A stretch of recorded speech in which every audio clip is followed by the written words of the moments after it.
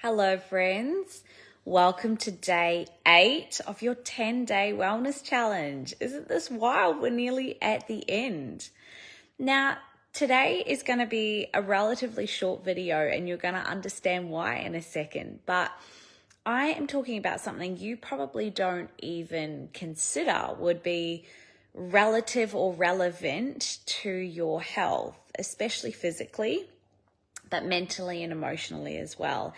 And that is having this thing that you're probably watching this video on attached to your hand and in your eyes so often.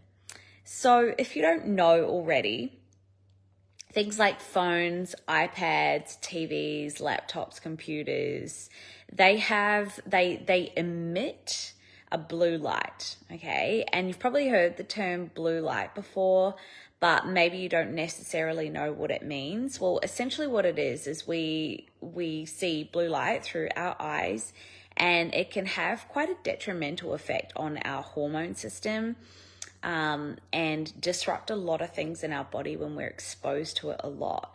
Now, I am definitely guilty of spending a lot of time on my phone, and it's for two reasons. Number one, I use this thing for my work. Like, social media is my work.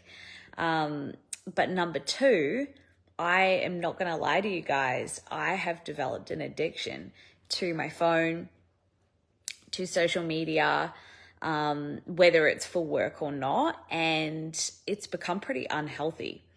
So hands up, no judgment at all, but I would love to know if I'm not alone on this and you are maybe someone who is feeling a little bit addicted to your phone as well. So let me tell you that with something like blue light or artificial light, if you are having a lot of it in your eyes, what you may find, and without even realizing it, is that this can be a major hormone disruptor. And as we've spoken about throughout the week, when we have our hormones disrupted regularly, it can be really detrimental to our health. And so think about this, for example. If you think about our bodies and the natural circadian rhythm that our bodies go through, meaning if you didn't have a phone or you didn't have alarm clocks or anything, naturally, we would wake up with the sunrise and we would start to feel tired and sleepy and relaxed as the sun goes down for the evening. That's how our bodies are wired. Now, why does that happen? Well, it's a hormone response. And so what happens in the evening is once the sun goes down and our eyes start to see a reduction of light outside, a hormone is released in our body called melatonin.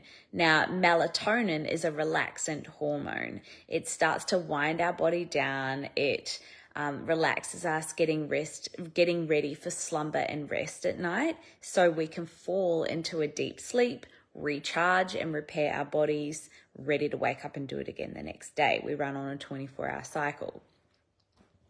However, we live in an age now where we have things that we can flick on the wall, which turns on a light in our ceilings. We have phones, we have laptops, we have iPads, we have TV screens.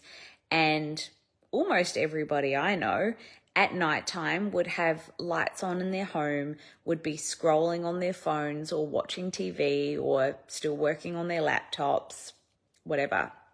And so then what happens is our bodies don't really know anymore how to work with the natural circadian rhythm and the natural sunlight, because we're putting so much artificial light into our bodies. Cue sleeping problems, energy problems during the day, digestive issues, stress, hormone issues, gut health issues. All these things are related to how your hormones work in your body, and you don't even know that you're disrupting it by putting this blue light in your body.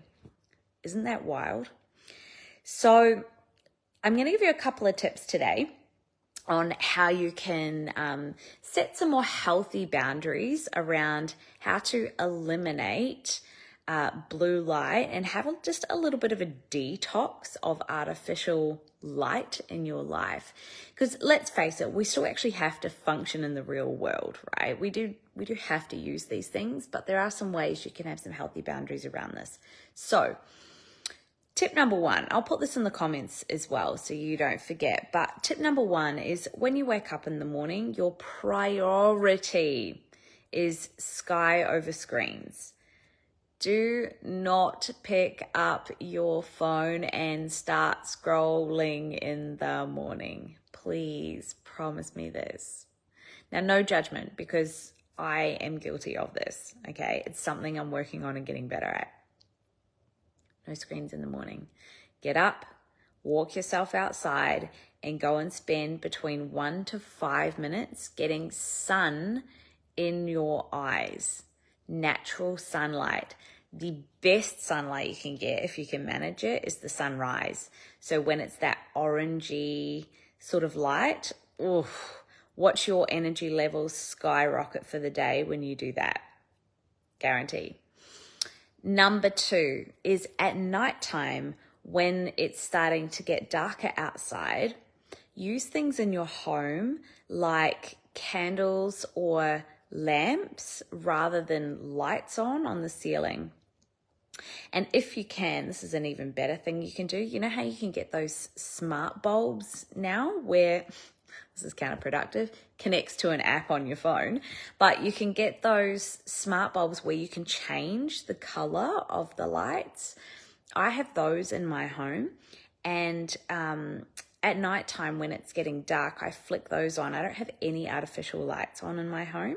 So I have like a warm orangey light, and it's the opposite color to blue light. So our bodies and our eyes start to recognize, okay, I need to produce melatonin now. It's a softer light for our eyes to manage. So yeah, there's a hot tip for you, using candles, lamps, and an orangey ready light in the evening if you can. Limit your screen time. I know this is hard, guys. I know this is hard. You're talking to the queen of using social media for work and laptops for work. Limit your screen time. Now, I have had to be really ruthless with myself. And again, I'm going to slap myself on the wrist, but this is something that I am like, this is an in-out thing for me this year because I broke my rule around it last year. But something that I had to do, and I don't know if you knew you could do this, but you can actually set timers in the setting on your phone as to when your apps will be active and when they like ban you from using them. So what I used to do, and will be implementing from today, re-implementing, is I would allow myself to use, like, for my apps to be open between the hours of 8 a.m. and say 6 p.m., I think it was, during the weekdays. However, it only had a maximum screen time for the whole day of 4 hours. And that was really hard because I use my phone for work, right? And so to get all my work done in 4 hours was like, that was nearly impossible. So sometimes I'd have to do some on my laptop, but what it did is when the apps shut down, it was really like a good, like, shoot, okay, this is a reminder, like, I've been on my phone for too long today, like, we're done. And then what I would do on the weekends is I would have like no screen Sunday. Like my social media, actually you can choose which apps you want to give yourself access to and what ones you don't. So I would turn off all my social media apps. And when you go, like you can open them, but you can't open them. Like they're grayed out on your phone. And if you try to open them, it will ask you like, you've timed out. Do you want to do this? And it'll give you an option to do it for 1 minute, 15 minutes, or you can completely override it. So you got to be a little bit disciplined, okay? You can't just set it and then just override it every day. But it is just a good like, oh shit, that's right, I'm limiting myself on this. So if you want to know how to do that, I might screen record a video and show you guys how I do that. But you can set some really healthy boundaries on your phone with having your apps timeout. And I recommend that you do that and just reduce the amount of time that you're on here. The other thing that you can do, and I've tried this before as well, and it worked like immediately, was you can change the color of your phone. So anytime you open your phone, it only opens in grayscale. So it only opens in black and white. And your brain has this immediate like, ooh, that doesn't look fun to look at. And you don't get that dopamine hit of what you normally do when you start opening your apps and scrolling them. It's the most bizarre thing, but it works. So yeah, I'll do a little screen record and show you guys how to do that. But those are just a few tips I wanted to share with you today on how you can set some really healthy boundaries around getting your hormone system naturally working again to promote better sleep, to promote better energy, and to promote better things like digestion and gut health that are all related to your hormones that you might not realize you are completely messing with simply by being on screens and not getting out in natural sunlight. So I hope this was really interesting for you today. Let me know in the comments below if you learned something new. That would mean a lot to me to know that I've taught you something today. And if you do go ahead and set some boundaries on your phone or on your screens, or you change some of the lamps in your house, send me a little screenshot here and let me know that you've done it.